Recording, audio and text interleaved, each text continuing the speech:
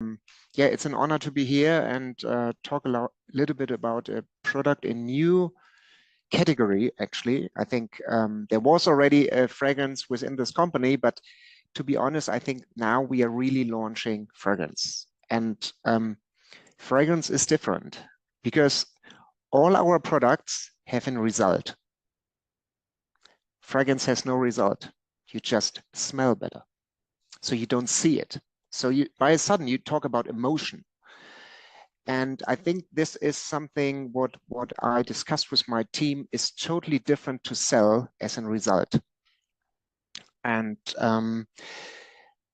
this is one thing which is very important to consider. The other thing is when you talk about fragrance, there's I think at least there's different knowledge levels within our company and also within the world. So do you, for example, a lot of people, if they use a spray, a perfume, they don't know if they use a perfume or eau de cologne.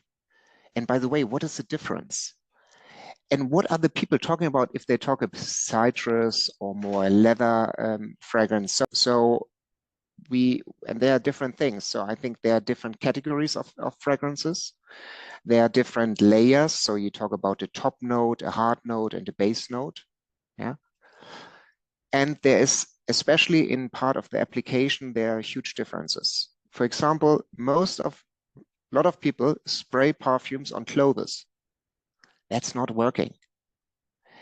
You need to spray the perfume on the neck or somewhere on the skin. And then you have to give the fragrance time to develop, because every fragrance or the same fragrance will smell on every person differently.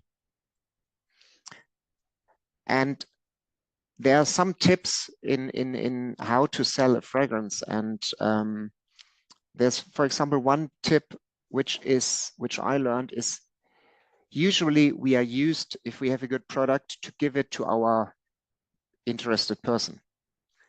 A fragrance bottle, give it never ever directly to the person. Always keep it in your hand. And you will see that the person on the other side want to grab it and keep it in your hand and tell a story about it. So you attract the other person. Really, you make them serious, or you make them curious to have it. So never give a bottle directly to the consumer.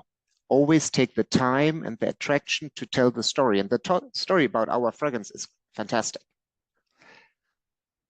What is also important is to ask during the process, when you sell a fragrance, ask the person, if you have put the fragrance on the hand or on the neck, what does it remind you on?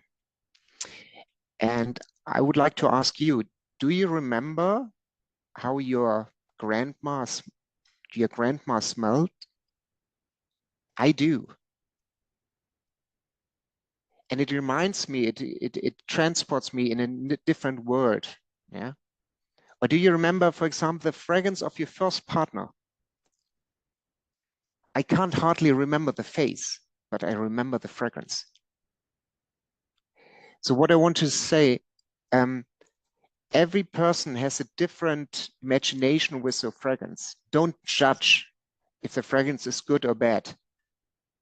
Let the consumer, the interested person, talk about it, and let them build a story about it. Yeah, it's emotional.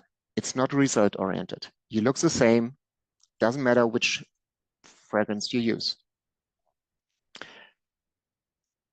I think what is also very, very important is I know sampling is expensive, but in case of fragrance, I think we should, or at least is what we are going to do in the DACH region. We are generous. Be generous. Use a lot of fragrance. Also be forever. I mean, usually everybody from us has this little lip in the back. Yeah. As of December, everybody should have the fragrance in the back and use it, because by using it, And this is a good thing versus the other products which we have. The fragrance, if you have used it, everybody can smell it. So it's a fantastic product in order to transport our messages. I think what is also important is we are used to sell products due to benefits. A fragrance has actually no benefit, but a great story.